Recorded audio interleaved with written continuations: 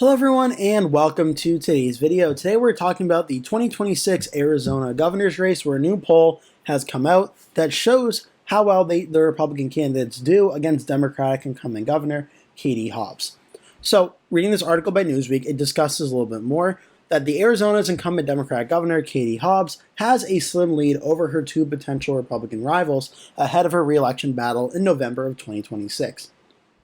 So in 2022, a little backstory here, Katie Hobbs nearly defeated the Republican rival Kari Lake, a hardline Trump supporter, to become Arizona's governor, winning with 50.3% of the vote to Kari Lake's 49.7% of the vote. So super, super close. I have those election results to look at in just 1 second. Securing re-election in a state that backed President Trump with 52.2% of the vote in November of 2024 would be a major victory for Hobbs and the wider Democratic Party in the state of Arizona.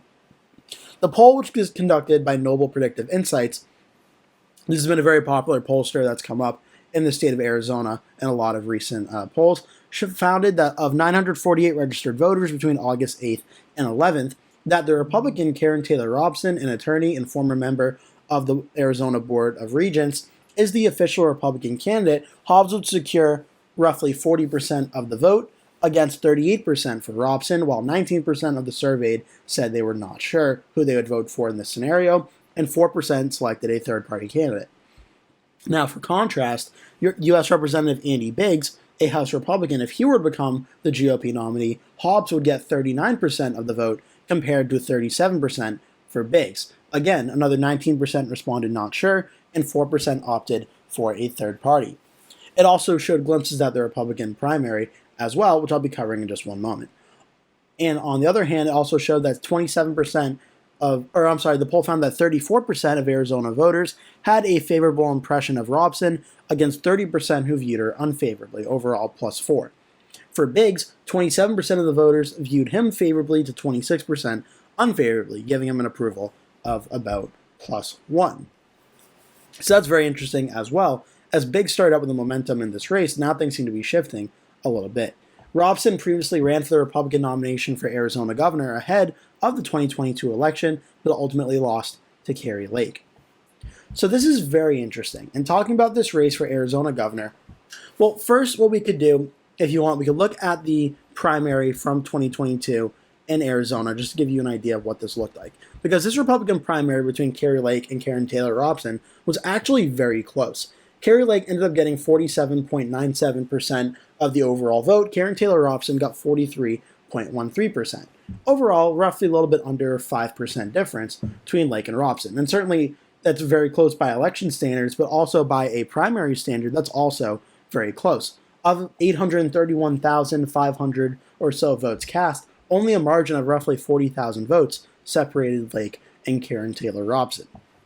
And given how the election turned out, with Kari Lake and many of her stances that off-put a lot of independent and more McCain-style Republicans in the state of Arizona, if Karen Taylor Robson were the nominee, perhaps she would have had a stronger chance at defeating Katie Hobbs in this race. But regardless, we're talking about 2026, now that Hobbs is the governor. And in the early goings of this race, Katie Hobbs, has filed paperwork to run for governor again. She's not officially declared that she will, but it's looking like she probably will. On the Republican side, the two Republicans in this race are U.S. Representative Andy Biggs and Karen Taylor Robson, who is running again to try and be the Republican nominee for governor. A bunch of other Republicans have all filed paperwork to run, though none of them are as high profile as Biggs and Robson, meaning it will likely be one of Robson or Biggs that becomes the Republican nominee. It should also be worth noting there's a very interesting wrinkle happening in this race, which is that President Donald Trump has actually co-endorsed Andy Biggs and Karen Taylor Robson in this race. To give you a little bit of context, back in, I want to say it was December, President Trump endorsed Karen Taylor Robson in this race, and then when Andy Biggs entered the race a few months later, President Trump issued a statement saying he co-endorsed both of them, that they were both fantastic candidates, and he would support both of them in the Republican primary and to be the Republican nominee. So it's a very unusual situation out of President Trump that we haven't really seen too much before. We did see, I believe it was the 2022, I want to say it was governor's race, or maybe senator's, I think it was governor's race, where Trump said he would be endorsing both candidates with the same first name. I think it was both named Mike. So one of the Mikes would win. That's the way President Trump did it in that race. So it's not necessarily something he hasn't done before, but it was very much of an interesting situation to see Trump endorse them both. So this Republican primary thus far looked like it was actually Andy Biggs's to really win and not have too much of a problem.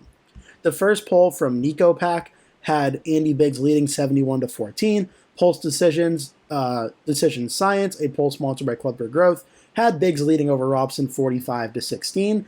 K-Strat had Biggs up 57-25, and NextGen P, another Republican poll, had Biggs up 49-26.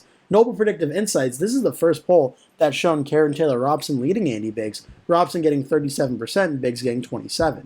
So two things is happening here. One, this is the highest amount of support Karen Taylor Robson has gotten in a Republican primary poll in this governor's race in Arizona. It's also the lowest amount of support Andy Biggs has gotten at 27% in this poll and 36% undecided. So this can mean a few things. For one, this also, only second to the Pulse Decision Science poll, has the most amount of undecided voters left. So this could be a situation where this is a real turning point in the Republican primary race here, that maybe a lot of Arizona Republicans are starting to coalesce around Karen Taylor Robson in this race. Or it could be this poll ultimately ends up being an outlier and Andy Biggs is still the favorite to be the Republican nominee. But we're going to have to wait and see how this all plays out. Certainly I'm waiting for more polls to come out of this race before making a certain definitive statement. But it is interesting this is the first poll that shows Karen Taylor Robson winning. But still, with 36% undecided left of the vote and still this basically being a two-person race, this is going to be a very interesting one to watch for, because this race very well may be a repeat of what we saw in 2022, where it may end up being only a 4 or 5 point difference in the Republican primary. So that is certainly very interesting to watch for. So we know who the Democrat candidate is. We know it's Katie Hobbs. The Republicans will put up one of Andy Biggs or Karen Taylor Robson.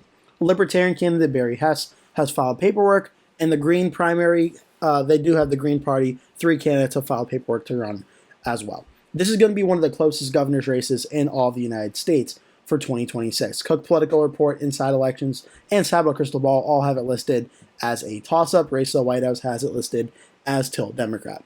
For both Hobbs and Biggs, the early polling hasn't been all that different. The two most recent polls, both are from Noble Predictive Insights back in May. For Hobbs versus Biggs, it was a 2-point lead, 40-38. Now in this one in August, it's 39-37 for Hobbs versus Biggs. Again, really not that much of a difference. The only real differences here is that from going from May to August, the third-party vote went down by about 1 point. The undecided vote did go up by about 3, though. Hobbs loses 1 point of support, as well as Andy Biggs in that. But so far, there's been about 5 polls conducted, and all 5 polls for Hobbs versus Biggs, 4 out of the 5 have Hobbs leading over Andy Biggs. The only one that didn't was Crete Strategies, a Republican poll sponsored by American Encore, which is a Republican poll, showed Biggs leading 44-43, with still 13% undecided.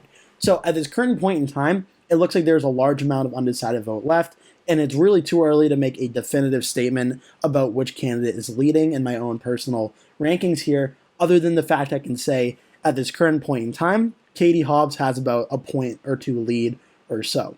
Because there has been a mix of partisan polls or nonpartisan polls like Noble Predictive Insights and Republican polls as well. But ironically, the Republican poll showed it down 4 for the race, whereas the nonpartisan poll showed a 2-point race. So it's going to be very close, no doubt. It's really hard to gauge where this race is right now, but it does seem that Katie Hobbs is leading by about a 1 to 2 point margin at this current point in time, with a lot of undecided vote left out there.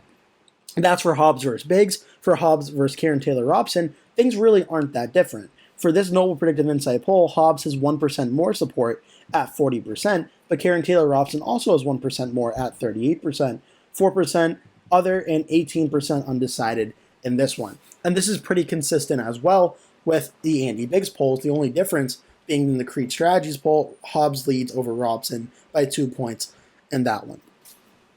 So it's very interesting here. It shows this is definitely a very close race, that both Hobbs and whoever the Republican is, being Karen Taylor Robson or Andy Biggs, are capable of winning. But at this current point in time, Hobbs does have about a 2-point lead or so, depending on the poll, and there's really too much undecided vote to make a definitive statement about which candidate is going to win in November of 2026, which is why Arizona is going to be one of the closest governor's races to watch for in the country in 2026. And looking at the recent election results really makes sense. As I mentioned, in 2022, the state went for Katie Hobbs by 0.67% of the vote. Just to give you an idea of what this looked like, Katie Hobbs getting 50.33, Kari Lake 49.67. Hobbs got 1,287,891 votes. Kari Lake got 1,270,774 votes. Only about 17,000 votes of the 2.5 million votes cast. Only 17,000 votes separated Katie Hobbs and Kari Lake in this race. What an incredibly, incredibly close race in the state of Arizona. And if you're a returning viewer of mine, or if you're a new viewer of mine, one of the most important counties, not just in Arizona, but in the entire United States, for determining elections is right here in Maricopa County. This election's gotten a lot of media attention, particularly in the 2020 election, where the results took a very long time to come in, even days after the presidential election. But Maricopa County is one of the most important counties to watch for in elections in the state of Arizona. And what ended up happening was Katie Hobbs defeated Kari Lake here by about 2%, 51 to 49. And the margins here were enough to narrowly give Katie Hobbs the governor's race over Kari Lake. 790,352 votes for Hobbs. Kari Lake, 752,714 votes. Just quick math here, this is roughly about 38,000 votes net margin for Katie Hobbs in Maricopa County. Again, the margin overall statewide was only about 17,000. So Maricopa County made the difference in this race between being a Democratic or Republican win. The margin of victory came out of Maricopa County. Let's compare this to 2024. President Trump flips the state of Arizona from 2020. Joe Biden narrowly won the state. I'll be getting to that margin in just one moment. President Trump wins Arizona by 5 points. A large reason being President Trump won Maricopa County 51 to 48, a 3-point win. Trump getting 1,051,000 votes. Kamala Harris getting 980,000 votes. Roughly 70,000 votes margin of victory for Trump in Maricopa County. And overall, statewide, Trump ended up winning by a lot more than 70,000 votes. But Maricopa County is a very important county that makes the difference for which party wins or loses. Again, just to show you what it looked like in 2020 when Joe Biden narrowly defeated President Trump, 49.36%, Trump got 49.06% here. Maricopa County voted for Joe Biden by about 2.2% in this one. So again, right around that 2% number seems to be where Maricopa County is going. It just depends if it's President Trump and the Republicans or Democrats like Katie Hobbs and Joe Biden. So Maricopa, all eyes are on that county for the 2026 governor's race. For the governor's map right now, unsurprisingly, Arizona is in one of my most closely watched governor's races for 2026 in the toss-up category. Going to be one of the closest states to watch for right now. At the start of the year, my first predictions for 2026, I actually did have this race as a tilt for the GOP, tilt Republican, meaning an under 1 point GOP win. And I certainly do think that's possible. But at this current point in time, I do have Katie Hobbs narrowly holding on and winning by under 1 point at this current moment. I think this race is incredibly close. Both parties certainly could win this race. But I do think Katie Hobbs is a very slight advantage at this current point in time, as still about a year and a quarter out, none of the Republicans have really made up enough ground to really put it in a situation where Katie Hobbs looks like she's in trouble. Still a lot of undecided vote left out there, but Katie Hobbs right now is a very slight lead in this race, and I think she barely holds on by under 1 point like she did back in 2022. I hope you enjoyed this video. Make sure to like and subscribe if you did. Leave a comment below, tell me your thoughts, and any other statements you want to make about this video or anything discussed in this, please do so all down below. Thank you so much for watching. Again, please remember to hit like and subscribe, and I hope to see you in a future video.